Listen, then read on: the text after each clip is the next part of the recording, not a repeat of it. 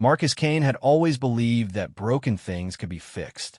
That philosophy had carried him through 20 years of military engineering, countless battlefield repairs, and the darkest moments when others had given up hope. But as he stood before the massive alien wreckage that had crashed into Earth's Pacific Ocean 6 months ago, even his unwavering optimism wavered. The ship stretched nearly 2 kilometers across the ocean floor, its hull split open like a cracked egg, revealing technology that made humanity's greatest achievements look like stone tools. Every major power on Earth had tried to salvage something useful from the wreck. The Americans brought their best aerospace engineers. The Russians sent their most brilliant scientists. The Chinese deployed armies of technicians. All had failed. Now they were asking a grease-stained mechanic from Detroit to do what the world's greatest minds couldn't accomplish. Marcus wiped his weathered hands on his coveralls and smiled grimly. They had no idea what they'd just unleashed. Little did anyone know that this moment would mark the beginning of humanity's transformation from a primitive species clinging to a single planet to the most feared shipbuilders in the galaxy. And it would all start with one man's refusal to accept that anything was truly beyond repair. Marcus Kane descended into the murky depths of the Pacific Ocean in a specialized diving chamber, watching through the reinforced porthole as the alien vessel grew larger with each passing meter. The water around him was still cloudy with sediment kicked up by previous salvage attempts, but nothing could diminish the awe-inspiring sight before him. The ship's exterior was unlike anything Earth's engineers had ever conceived. The hull appeared to be made from a single piece of material, seamlessly curved and flowing like liquid metal that had been frozen in time. Even damaged and partially collapsed, it radiated an otherworldly beauty that made Marcus's chest tighten with a mixture of excitement and trepidation. Dr. Sarah Chun, the project's lead scientist, crackled through the communication system. Remember, Marcus' 17 different teams have been inside that wreck over the past 6 months. Every piece of removable technology has already been cataloged and studied. We're not expecting miracles here. Marcus adjusted his diving suit and checked his equipment one final time. Doc, with all due respect, those teams were looking at this thing like scientists. I'm looking at it like a mechanic who spent his whole life making impossible repairs. The diving chamber touched down on the ocean floor with a gentle thud, stirring up another cloud of silt.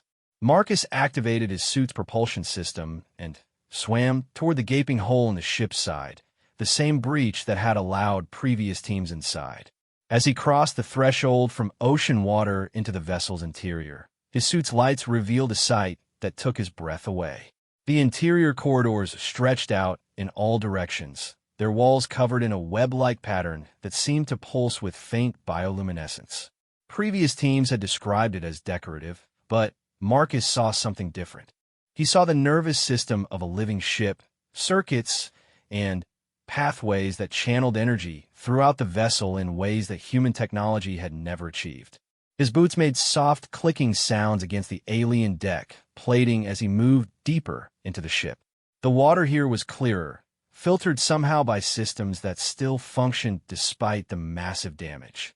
Emergency lighting flickered intermittently, casting eerie shadows that danced across surfaces covered in symbols and script that no human had yet deciphered.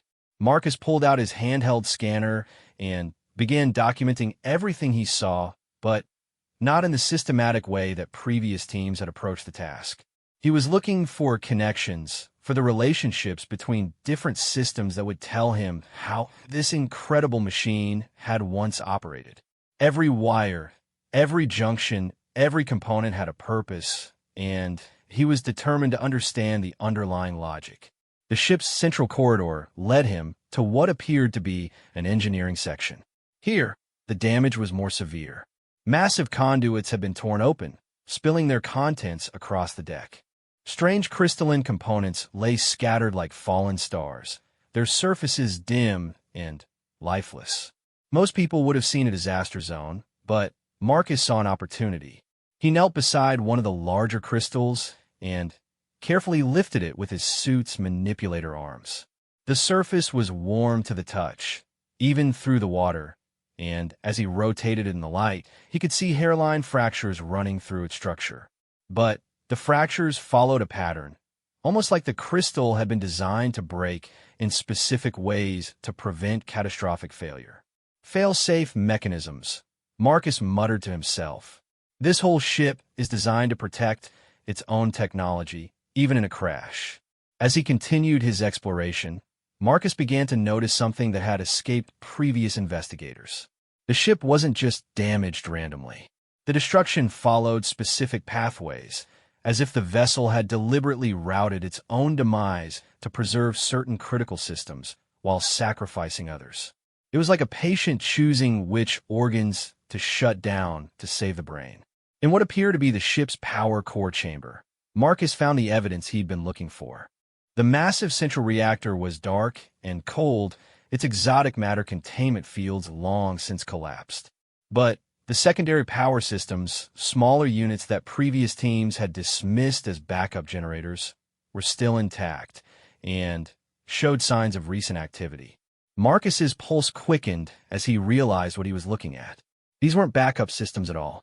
They were a distributed power network, designed to operate independently when the main reactor was offline.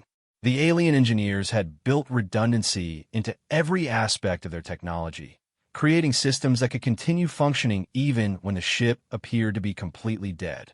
Working quickly, Marcus began tracing the power conduits from the secondary generators to see where they led. The pathways wound through the ship like arteries, connecting to systems that previous teams had assumed were permanently offline. Life support, environmental controls, even some of the ship's computational networks were still receiving minimal power. The revelation hit him like a physical blow. This ship wasn't dead at all. It was hibernating, conserving power, and waiting for someone with the skill to wake it up. Marcus spent the next several hours mapping the functional systems, working with a focus and intensity that surprised even him. The alien technology was incredibly sophisticated, but the underlying principles were sound. Energy flowed from source to destination. Computers processed information according to logical rules, and mechanical systems operated based on physical laws that applied throughout the universe. When his air supply, finally, forced him to return to the surface, Marcus was already formulating a plan. The key wasn't to remove pieces of the alien technology for study in human laboratories. The key was to repair the ship where it lay and learn from its operation in real time. As his diving chamber broke the surface and was hauled aboard the research vessel, Marcus could see the anticipation on the faces of the assembled scientists and military personnel. They were expecting another disappointing report, another confirmation that human technology simply wasn't advanced enough to understand what they'd found. Instead, Marcus pulled off his diving helmet and grinned. "Ladies and gentlemen, we're not salvaging this ship. We're going to fix it." The silence that followed was profound. Dr. Chun was the first to speak, her voice filled with disbelief. "Marcus, the ship's reactor is completely destroyed. The hull is compromised in dozens of places. Half the interior systems have been flooded with seawater for 6 months." "True," Marcus replied, toweling off his hair. "But the other half are still functional, and I know how to bring them online. This ship was designed to survive exactly this kind of damage. We just need to understand what the original builders were trying to tell us." Admiral Richardson, the military commander overseeing the project, leaned forward in his chair. "What exactly are you proposing, Mr. Kane?" Marcus looked out across the water at the diving platform that marked the wreck's location. "I'm proposing that we stop thinking like scavengers and start thinking like shipbuilders. The aliens who built this vessel knew things about engineering that we're only beginning to imagine. But they were still engineers, working within the same physical laws that govern our technology." He turned back to face the assembled group, his eyes bright with enthusiasm. "Give me a team of mechanics instead of scientists. Give me welders and electricians and people who know how to make broken things work again. Most importantly, give me access to the ship's own manufacturing systems, because I'm willing to bet they're still functional if we know how to activate them." The proposal was audacious beyond anything the project leaders had imagined. Rather than studying the alien technology from a distance, Marcus was suggesting they learned by doing, by actually operating and repairing systems that were centuries ahead of human development. But as Marcus began sharing his detailed observations from the dive, describing the ship's distributed power network and self-protecting fail-safe systems, even the most skeptical scientists began to see the possibility. The alien vessel wasn't just a collection of incomprehensible technologies. It was a masterwork of engineering design, created by beings who understood that true sophistication lay not in complexity, but in elegance and reliability. Dr. Chun pulled up the holographic display showing the ship's layout and began correlating Marcus's observations with the data collected by previous teams. If you're right about the power distribution system, then we've been completely wrong about how this technology operates. We've been looking for central control systems, but this ship distributes intelligence throughout its entire structure. Exactly, Marcus nodded. It's not like a human ship where everything runs through a bridge and an engine room. This is more like a living organism, where every cell contributes to the whole. Damage one part, and the other parts compensate. Admiral Richardson studied the display for several minutes before speaking. What would you need to test this theory? Marcus had been hoping for this question. Tom, first of all, we can't rush this. I need to spend weeks down there learning how each system connects to the others. Second, I need manufacturing capability. Not human manufacturing, but access to the ship's own construction systems. If I'm right, this vessel can literally rebuild itself if we provide the right materials and energy. And third, Dr. Chen asked. Marcus's expression grew serious. Third, I need you to trust me when I say that some of the things we discover are going to challenge everything we think we know about physics and engineering. This technology isn't just advanced, it's revolutionary. We're not going to understand it overnight, and we're going to make mistakes along the way. The meeting continued for another hour, with Marcus fielding questions and objections from every angle. But by the end, even the most conservative members of the team had to admit that his approach offered possibilities that conventional study had not. If the ship could indeed be repaired and made operational, the knowledge gained would advance human technology by centuries. As the sun set over the Pacific, casting the research vessel in golden light, Marcus stood at the rail and watched the lights of the diving platform bobbing on the gentle swells. Tomorrow would begin the most ambitious engineering project in human history, and he would be at the center of it. He thought about the alien engineers who had built the vessel, wondering what they would think of a human mechanic attempting to understand their work. Probably they would be amused by his primitive tools and crude techniques.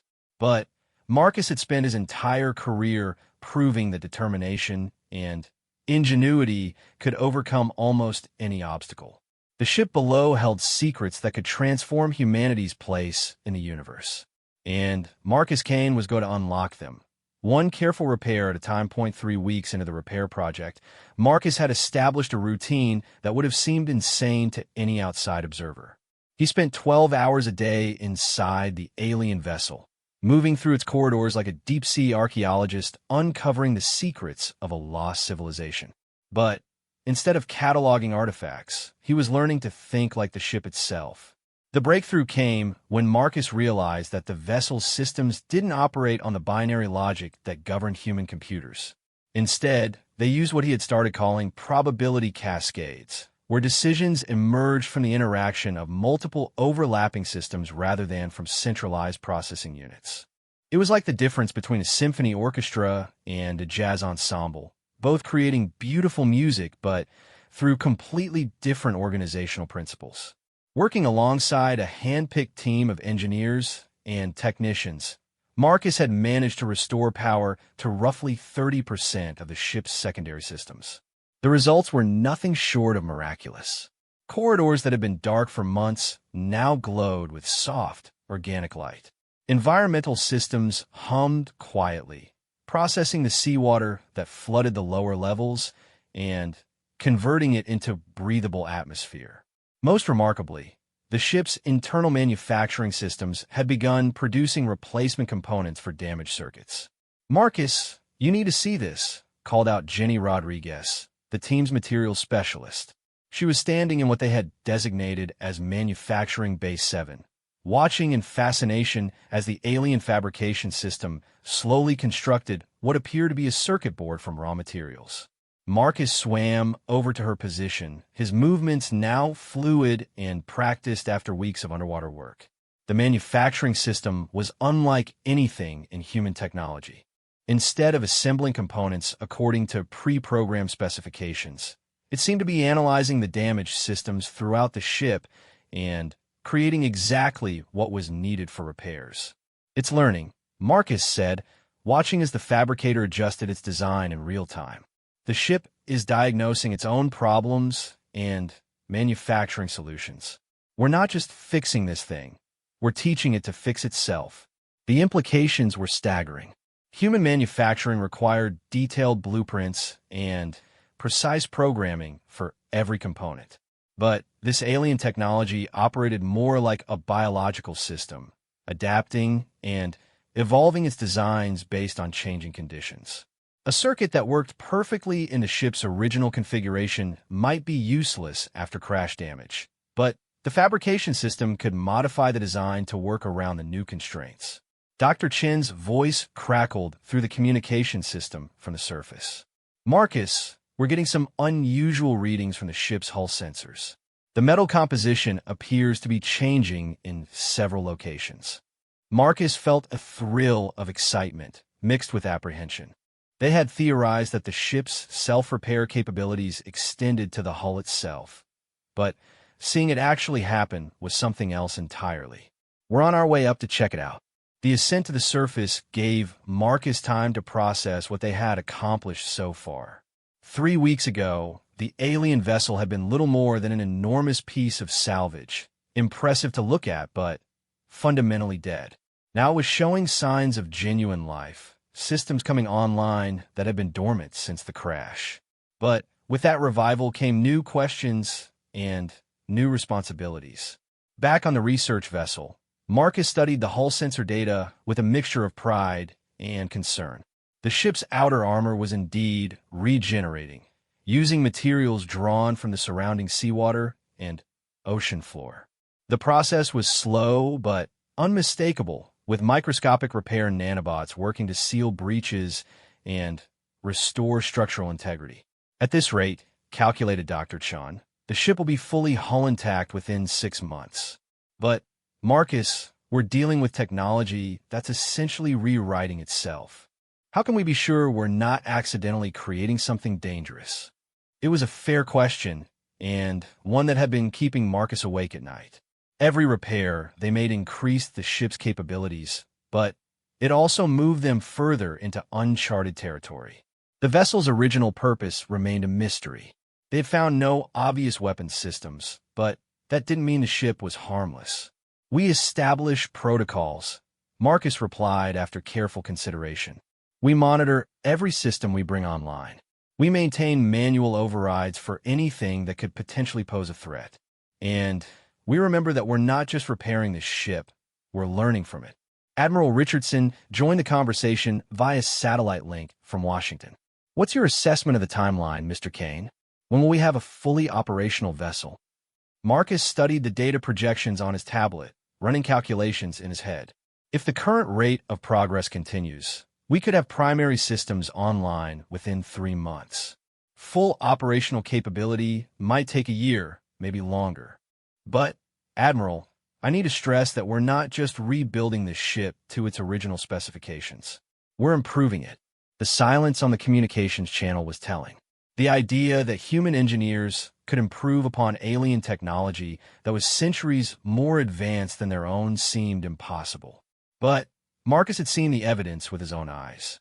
"Explain," Admiral Richardson said finally. Marcus pulled up a holographic display showing the ship's power distribution network. The original design was incredibly sophisticated, but it was also conservative. The aliens built in massive safety margins and redundancies because they didn't want their technology to fail.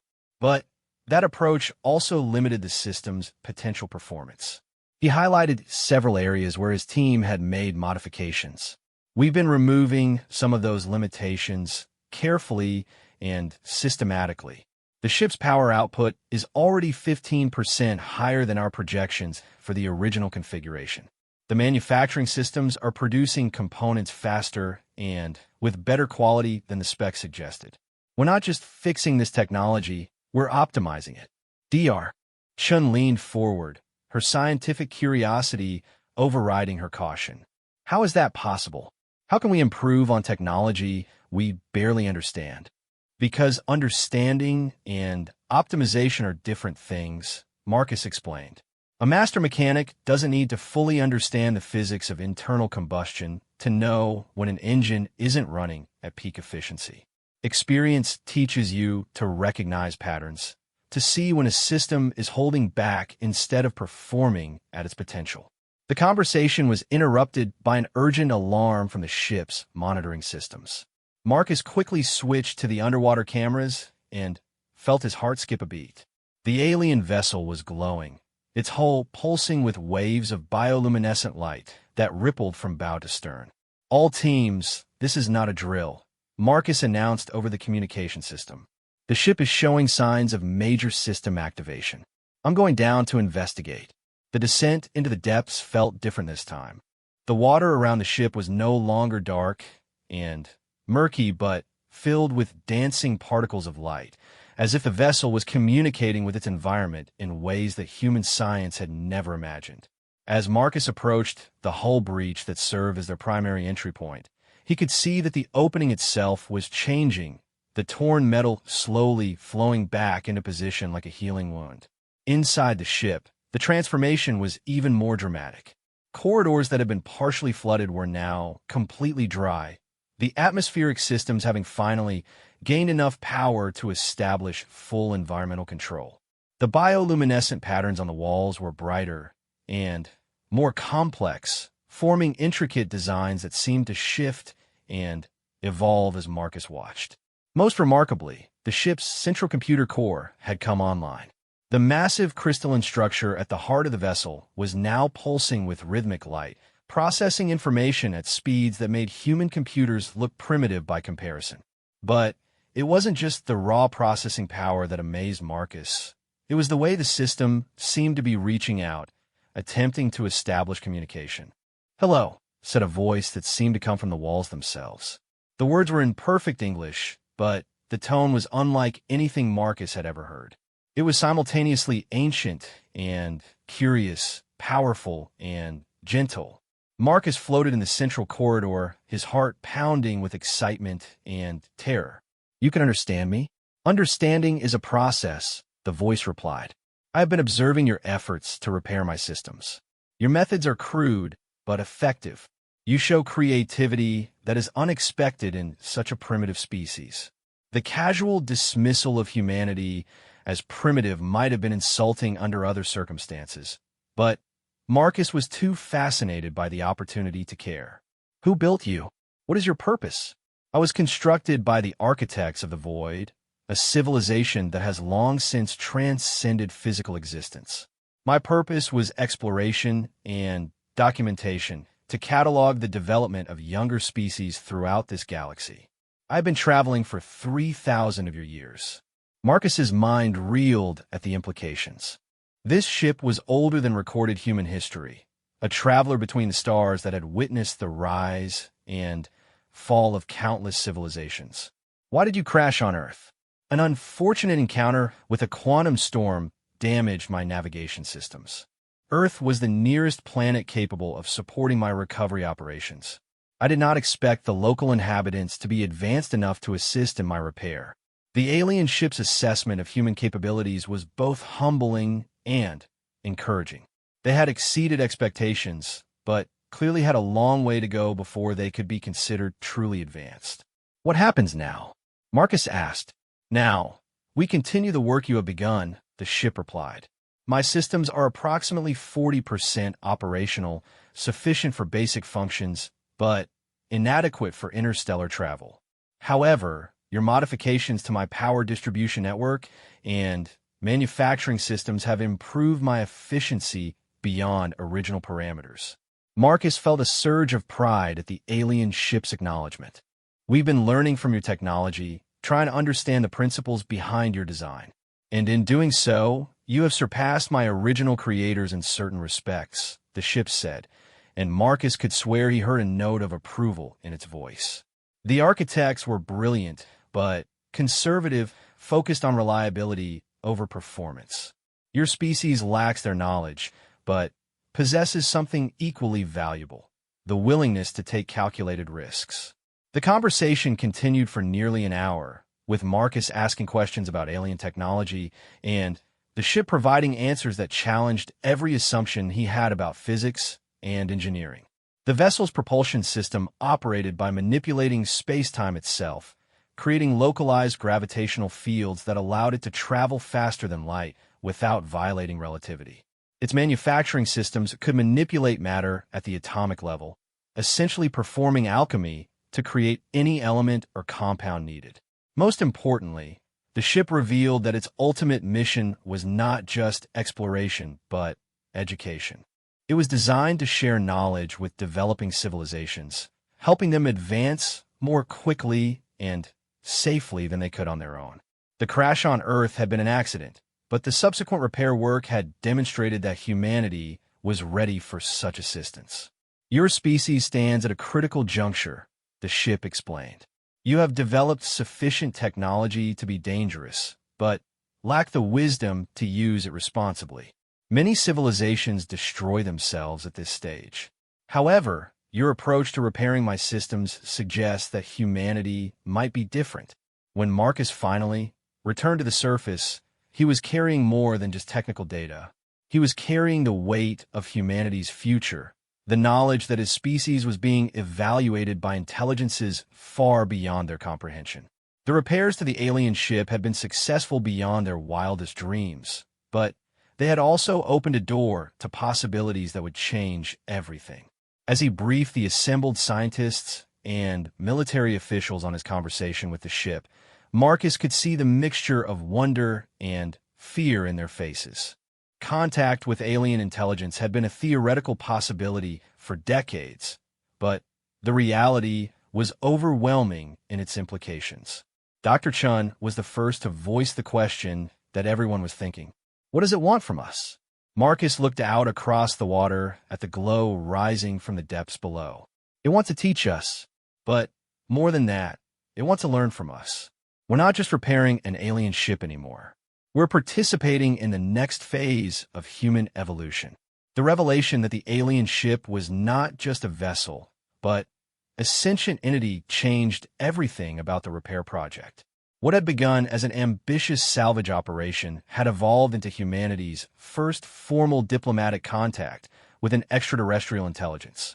Marcus found himself thrust into the role of ambassador, as well as chief engineer, responsible not just for restoring the ship's capabilities, but for negotiating humanity's place in a universe far more complex than they had ever imagined. The ship, which had revealed its name to be Synthesis, proved to be an eager teacher and a patient mentor. Over the following weeks, it began sharing technological insights that revolutionized human understanding of physics and engineering. The first breakthrough came in the area of materials science, when Synthesis demonstrated how to manipulate atomic bonds to create substances with properties that seemed to defy conventional physics. Working in a specially constructed underwater laboratory adjacent to the ship, Marcus and his team learned to synthesize materials that were simultaneously lighter than aluminum and stronger than diamond. The process involved using controlled quantum fields to restructure matter at the subatomic level, effectively rewriting the rules that govern how atoms interacted with each other. "The key insight," Synthesis explained during one of their daily conferences, "is that matter is not fixed in its properties. The characteristics you observe are simply the current state of quantum probability. Change the probabilities, and you change the material itself."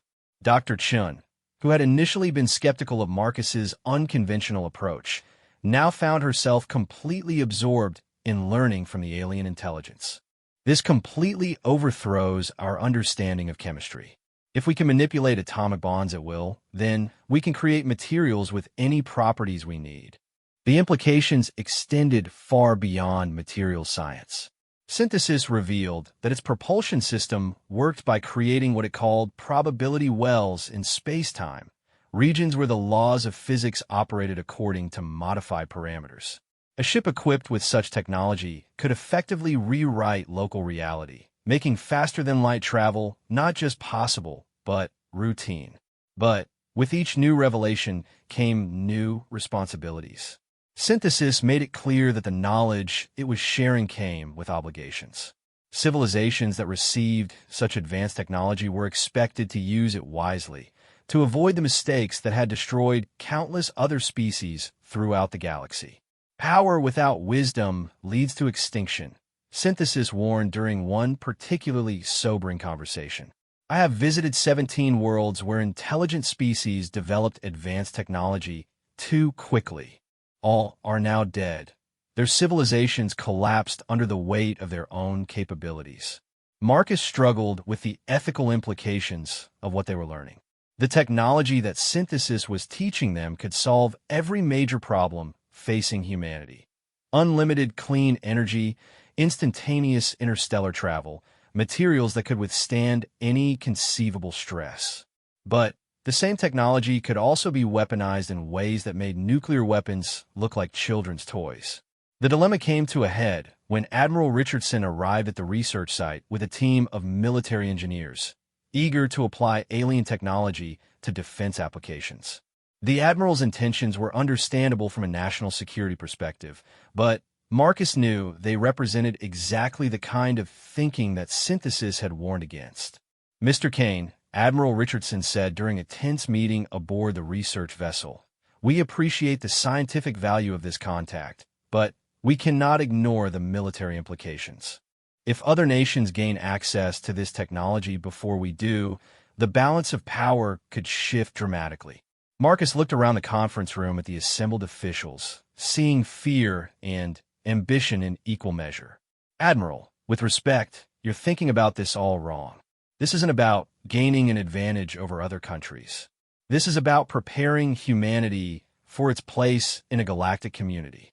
"Pretty words," replied General Morrison, Richardson's chief of staff, "but in the real world, somebody always has the biggest stick. I prefer it to be us." The conversation continued for hours, with Marcus caught between his loyalty to his country and his growing understanding of what Synthesis expected from humanity. The alien ship had made it clear that it would not share its most advanced technologies with a species that was primarily focused on warfare. But it also understood that human nature included competitive and aggressive tendencies that would take time to evolve beyond. The solution, when it came, was elegant in its simplicity. Synthesis proposed what it called a graduated revelation approach, where increasingly advanced technologies would be shared as humanity demonstrated its ability to use them responsibly. The initial focus would be on technologies that could improve human civilization without creating new weapons of mass destruction. Over the next several months, Marcus found himself at the center of the most ambitious technology transfer program in human history. Working with teams of scientists and engineers from around the world, he helped establish protocols for safely implementing alien technologies. The first applications were in medicine and environmental restoration, areas where the benefits clearly outweighed the risks. The medical breakthroughs were particularly remarkable. Synthesis revealed that disease and aging were simply forms of biological inefficiency that could be corrected with proper understanding of cellular mechanics. Using technology derived from the ship's self-repair systems, human scientists began developing treatments that could regenerate damaged organs and reverse the effects of genetic disorders. Environmental applications were equally revolutionary. Synthesis taught them how to construct molecular-scale machines that could remove pollution from air and water while simultaneously converting waste materials into useful resources. Desert regions began blooming with vegetation sustained by atmospheric processors that extracted water directly from the air. The ocean around the ship itself became noticeably cleaner as prototype systems converted plastic debris into raw materials for construction. But perhaps the most significant change was in how humanity viewed itself and its place in the universe. The knowledge that they were not alone, that intelligent life was common throughout the galaxy, fundamentally altered human perspective on everything from religion to politics. Conflicts that had seemed insurmountable began to appear petty in the context of galactic civilization. Marcus watched these changes with a mixture of pride and trepidation. The technology transfer was proceeding faster than anyone had anticipated, but he worried about whether human institutions could adapt quickly enough to handle such rapid advancement.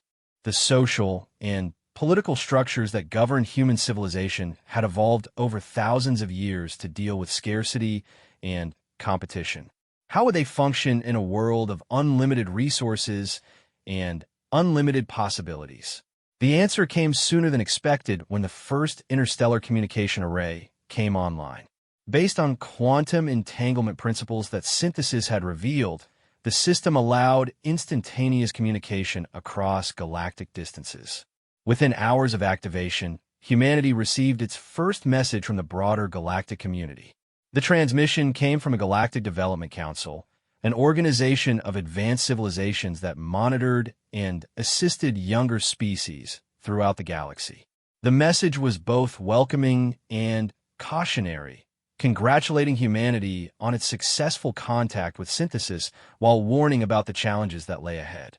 New species often struggle with the transition to galactic awareness, the message explained. Your development has been remarkably rapid, but rapid change can be destabilizing. We offer our assistance, but the ultimate responsibility for your species' future rests with you. Marcus found himself appointed as humanity's first ambassador to the galactic community, a role he had never sought but felt compelled to accept. The repair project that had begun with a crashed alien ship had evolved into something far greater: humanity's introduction to a universe teeming with intelligent life. As he stood on the deck of the research vessel, watching the lights of synthesis pulse beneath the waves, Marcus reflected on how much had changed in just a few months. The grease-stained mechanic from Detroit had become the bridge between humanity and civilizations that span the galaxy. It was a responsibility that terrified him, but it was also the greatest opportunity in human history. The ship itself was now nearly fully operational, its systems restored and improved through the collaborative efforts of human ingenuity and alien technology. But more importantly, it had become a symbol of what was possible when different forms of intelligence worked together toward common goals. The partnership between Marcus and synthesis had demonstrated that advancement came not from competition, but from cooperation. Looking toward the horizon, Marcus could see the lights of construction platforms where the first human starships were being built using alien technology. Within a year, humanity would join the community of spacefaring civilizations, carrying with them the lessons learned from repairing an impossible ship. But the most important lesson was one that Marcus had understood from the beginning: that broken things could always be fixed if you approach them with the right combination of skill, patience, and determination. The alien ship had been broken when it crashed on Earth, but so had humanity's understanding of its place in the universe. Both had been repaired through the simple but profound act of refusing to accept that anything was truly beyond hope. As Synthesis had told him during one of their conversations, the universe is vast and full of wonders, but the greatest wonder is the capacity for growth and change. Your species possesses that capacity in abundance. The future you create will be limited only by your imagination and your willingness to work together. Standing under the stars that no longer seemed impossibly distant, Marcus smiled and began planning humanity's next impossible repair project 0.5 years after the first contact with Synthesis.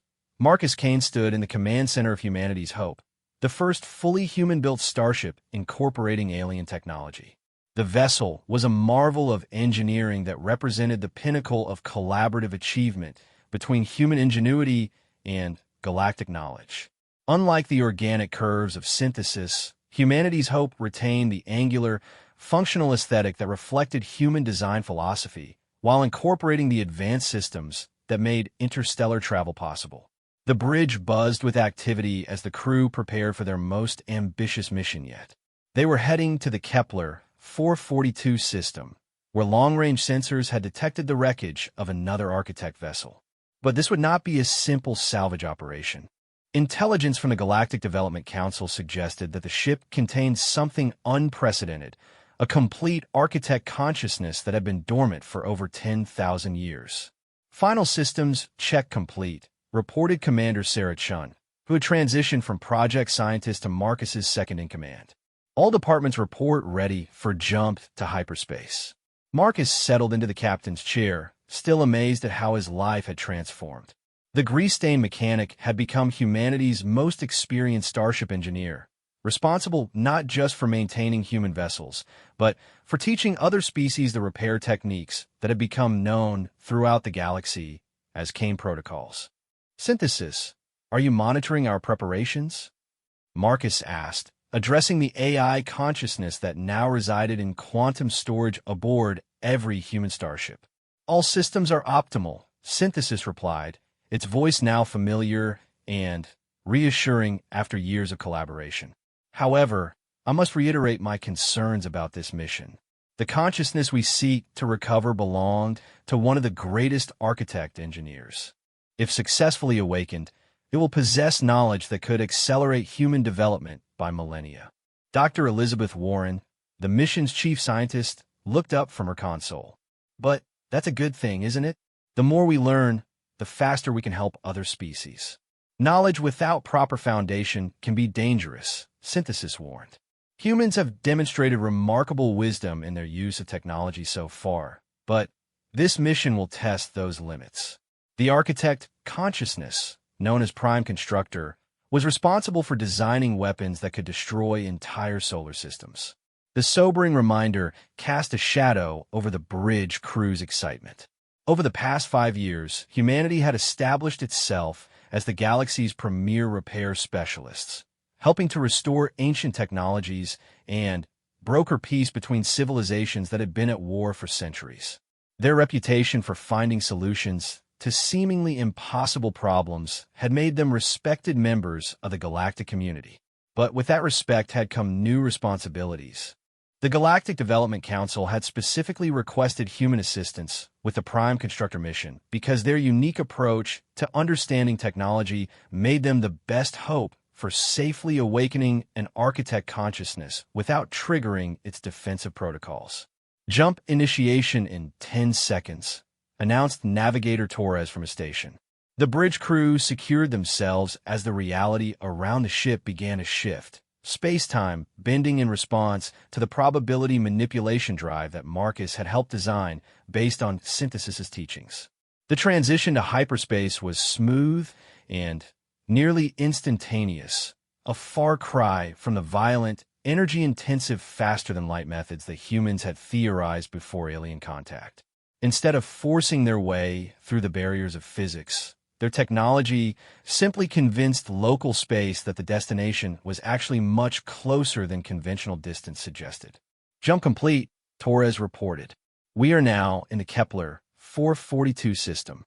Sensor sweep indicates the target vessel at coordinates Mark 77 Alpha." The main screen displayed the alien wreckage, and even Marcus, who had seen many damaged ships over the years, was impressed by its scale.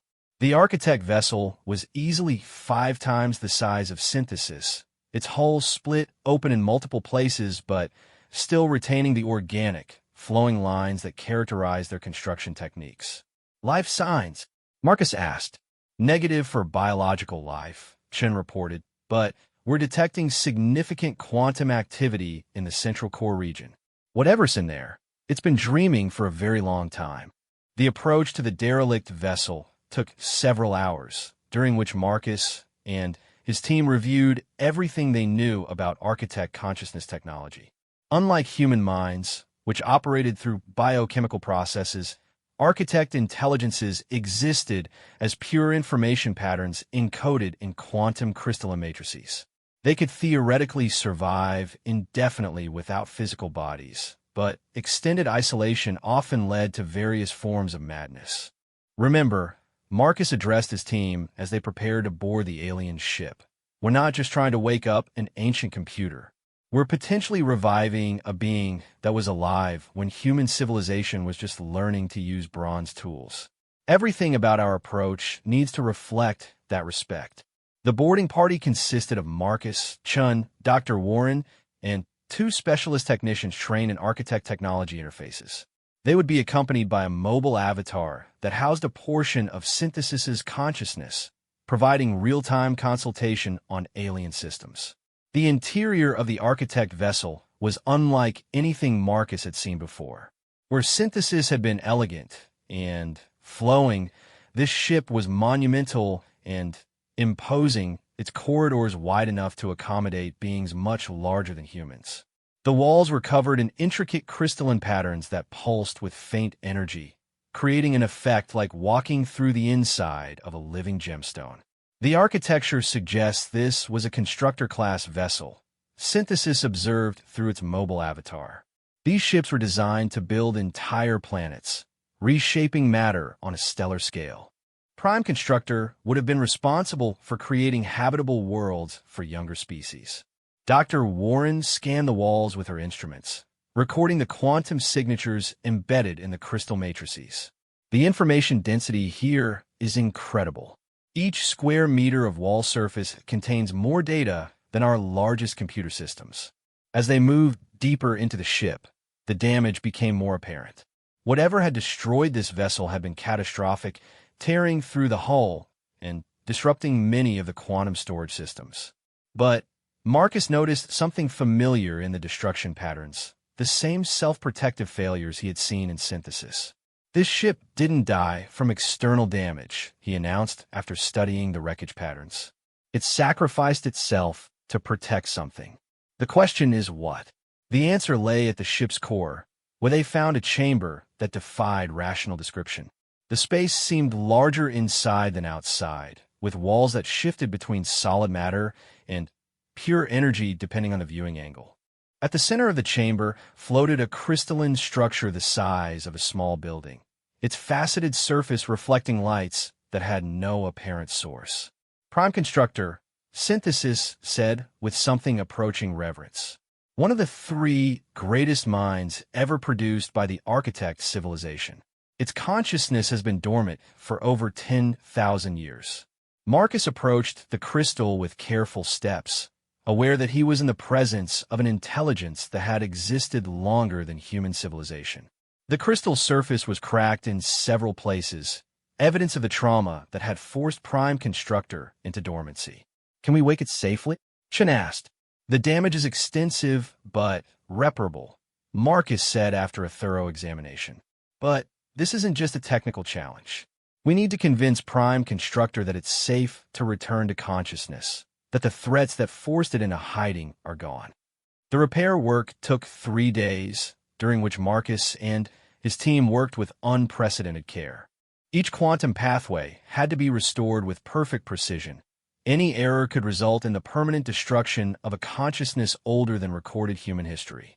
But Marcus approached the task with the same methodical patience that had characterized all his work, treating each component not as a technological challenge, but as part of a living being in need of healing. When the final connections were restored, the chamber filled with a harmonious resonance that seemed to vibrate in dimensions beyond normal human perception. The crystal began to glow more brightly, its fractal patterns shifting and evolving as Prime Constructor slowly returned to awareness. Where am I? The voice that emerged was unlike Synthesis's measured tones. It carried the weight of eons, speaking with the authority of a being that had shaped worlds and guided civilizations. You are aboard your vessel in the Kepler 442 system, Marcus replied calmly. You have been dormant for 10,000 years. I am Marcus Kane, representing humanity. We came to offer assistance. Humanity, Prime Constructor's attention focused on Marcus with an intensity that was almost physical. The young species from the Sol system? But Your development was projected to require another 50,000 years before you achieved interstellar capability. We had help, Marcus explained, gesturing towards Synthesis's avatar. Your colleague Synthesis crash-landed on our world. We repaired its ship and learned from the technology. The silence that followed seemed to stretch for hours, though Marcus knew only minutes had passed. When Prime Constructor spoke again, its voice carried a note of wonder that transcended its ancient authority. You repaired Synthesis without understanding the underlying principles? That should have been impossible for a species at your development level. We didn't need to understand everything, Marcus replied. We just needed to see how the pieces fit together and figure out how to make them work again. Sometimes the best repairs come from experience rather than theory. Prime Constructor's attention shifted to the damage patterns throughout its ship, analyzing the repairs that Marcus and his team had made to restore its consciousness. Your techniques are crude but effective. You approach technology as if it were a living organism rather than a collection of components. Isn't it? Marcus asked. The most advanced technologies we've encountered seem to blur the line between mechanical and biological systems. Maybe the distinction isn't as important as we think. For the first time in 10,000 years, Prime Constructor experienced something approaching surprise. The young human's perspective challenged assumptions that the architect had held for longer than most civilizations existed. Technology as organism, repair as healing rather than replacement. Show me what you have learned, Prime Constructor requested. Over the following hours, Marcus and his team demonstrated the techniques they had developed for repairing and optimizing alien technology.